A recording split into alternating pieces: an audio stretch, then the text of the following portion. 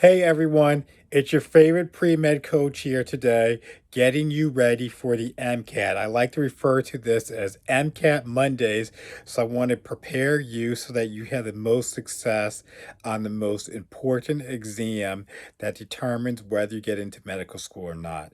I always refer back to one of my mentors who said this to my pre-med group when he came to talk to us at Northwestern University.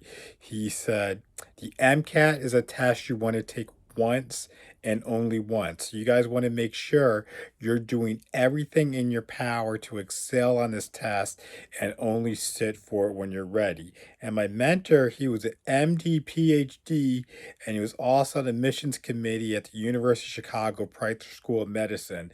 So what he says carries a lot of weight, and it's not just, oh, this is Dr. Spears saying this is what you need to do to get ready for med school. This is what you need to do ready for the MCAT. Nope. This is advice from the top medical schools throughout the country. That's what they want to see. And we all know being pre-med is very hard and getting into medical school is extremely difficult. And the number one determinant of whether you get into medical school or not really comes down to your MCAT score. Because you got to think about this. Some medical schools, they have over 15,000 people applying to their medical school, but the class is only going to be, let's say on a generous side, 180 students. So obviously there's no way that 15,000 people are going to get in or even be interviewed. You can even cut that in half. So you have 7,500 people interviewing. That's not even what it's going to be. It's going to be less than that. And so you're like, okay, very tough. The numbers just aren't working out in your favor. And so at medical schools, knowing that they have so many people applying, they're going to do something called minimum cutoff scores, where if you don't have a minimum MCAT score, they're going to just automatically reject your application. And when I say reject, it's not going to be an AdCom that's going to reject it. It's going to be a computer because they got to get through these applicants as fast as possible. And so this is going to be the way that they're going to screen. So a lot of students who aren't doing well as a pre-med when it comes to the academics, maybe GPA, and especially with the MCAT, what they think is like, okay, I'm struggling with the MCAT. So what I'm going to do is I'm going to make sure I have this great letter recommendation. I'm going to really have awesome extracurricular activities, and I'm going to do things like that. I'm going to really work hard on my personal statement to really make the case of why I should be in medical school. And a lot of times what I hear from students who aren't excelling, they say like, oh, I know I made mistakes in the past. I just need one chance to prove to AdComs I have what it takes to get into medical school. So if you're banking on that to happen with other things outside of your academics, mainly your MCAT score, it's just not going to play out well because the schools aren't even going to read your application is going to automatically be rejected because the computer's going to reject it. And you don't want to be in that position as a pre-med who's like worked so hard all of these years to do what you need to do to finally be at the point of applying to medical school. And then you have this basically make or break exam that's going to determine your future and chances. So you need to take the MCAT extremely seriously and give it the time and dedication that it requires of you so that you can ultimately get into medical school and become a doctor. And so one of the things that you need to do as a pre-med when it comes to this MCAT is start preparing for it early. You don't want to prepare for it like years and years in advance. You don't need to do that, but you kind of need to familiarize yourself with what's on the exam and what to expect. Now, people in the year that you're applying to medical school, you want to give yourself about 3 to 6 months of dedicated study time to really hone in your skills and get ready for the MCAT.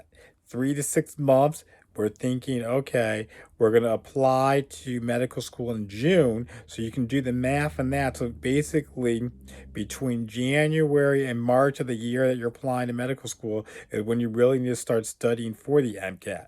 However, you want to have your MCAT score in hand before you apply to medical school because you kind of need to know where you're standing in regards to your MCAT score and how competitive of an applicant you're going to be.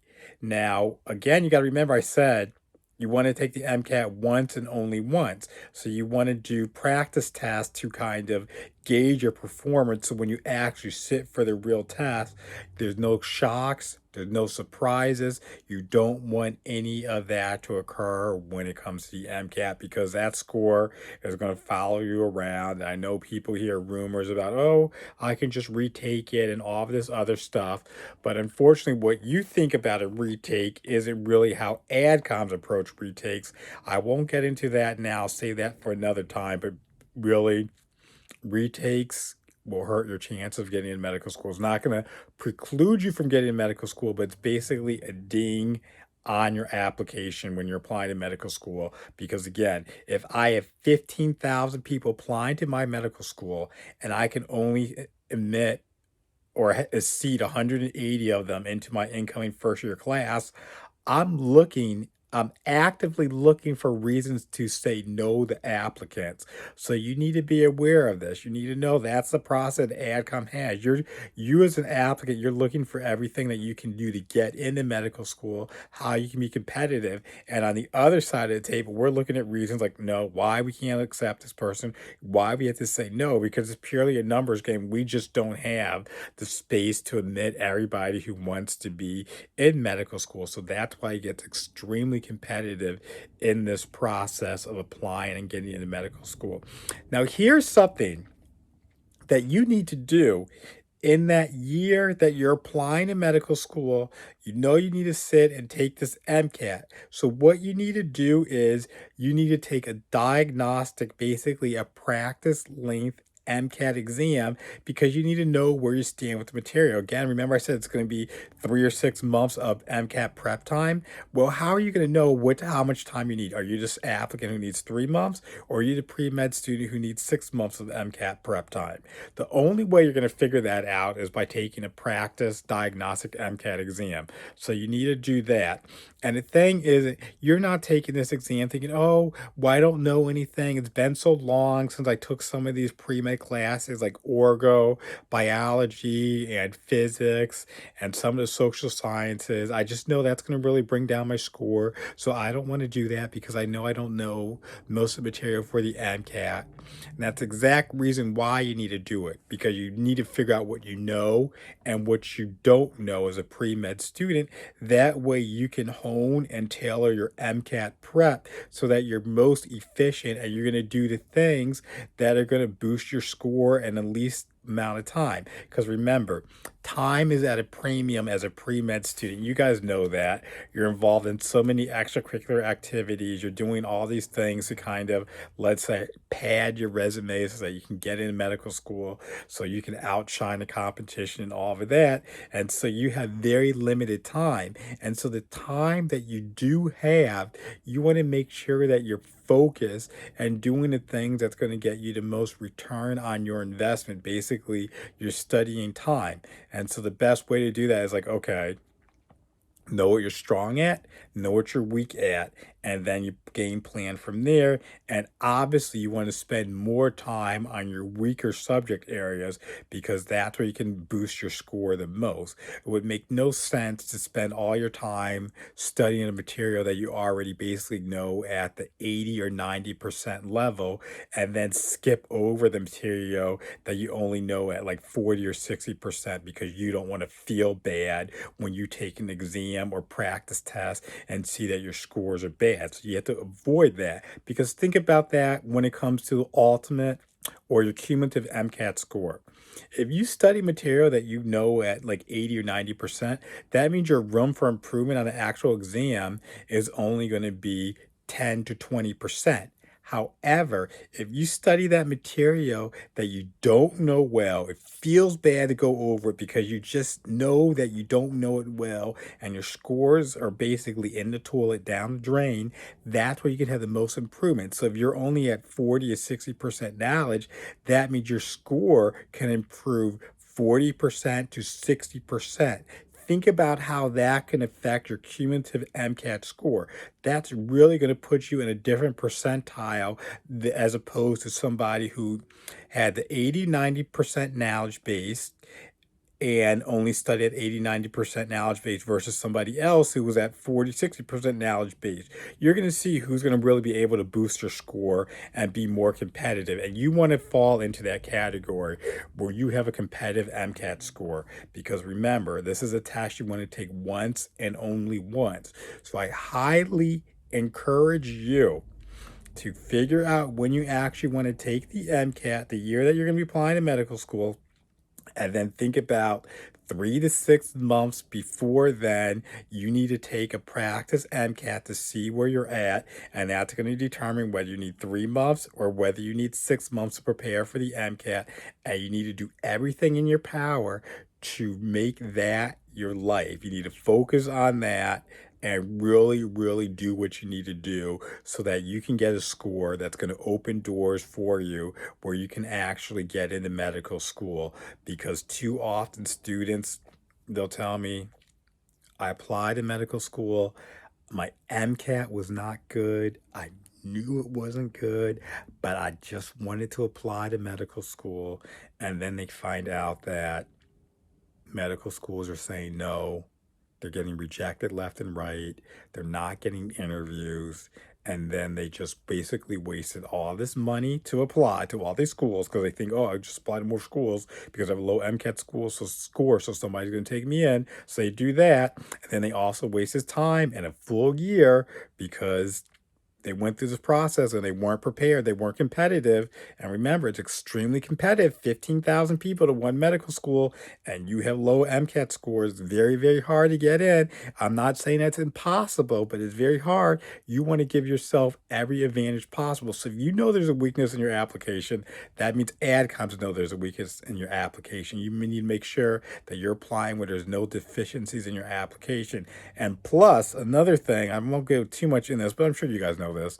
It's harder to get into medical school as a reapplicant. So if you know like you have a weak MCAT score, don't try to apply to medical school, get rejected, and then you have to explain why you're a reapplicant, and then your applications are actually going to be scrutinized a little bit harder. And one of the questions they're going to ask, what significant changes have you made from your previous attempt of applying to medical school to now? And if you don't have anything significant, really going to put you in basically behind the 8 ball, behind the curve of everybody else who's applying. So I just want you guys to know that I want to keep this in the forefront. And this isn't some doom, gloom, scare tactics for you guys. When I'm talking about the MCAT, I'm just speaking harsh truth, the reality, the facts.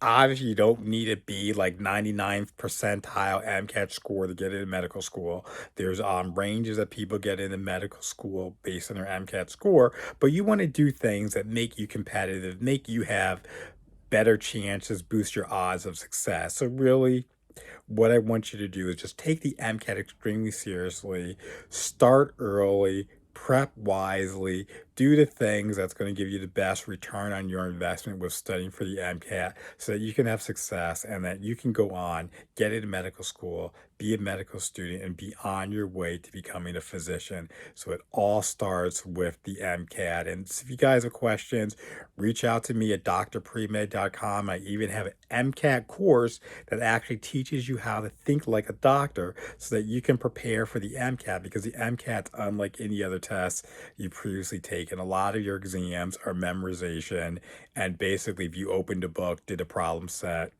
you're fairly likely going to do well on your pre-med exams, but the MCAT's taking it to a different level. We know that people can memorize, but it's like, can you think critically? Can you apply basic concepts to different problems, novel situations that you haven't seen before? And if you struggle with that, and that's a problem for you, or just something that you're concerned about, then reach out to me and definitely take a look at my MCAT Master Companion course that's going to help you out in those areas so that you can succeed, because there's things that you just aren't taught as a pre-med student, how to prepare for the MCAT or how to get yourself yourself in the mindset that you're going to need for your board exams in medical school. And I want to teach you that stuff to you guys now so you're best prepared for the MCAT and throughout your career as a medical student and as a physician, because it's not just memorization. That's just a very, very small part of what you're going to do as a physician. And you just need to have a strong foundation in that. So that's something I have available to you again. So reach out to me. You can find me, drpremed.com. That's the website I have. And I have my MCAT Master Companion course.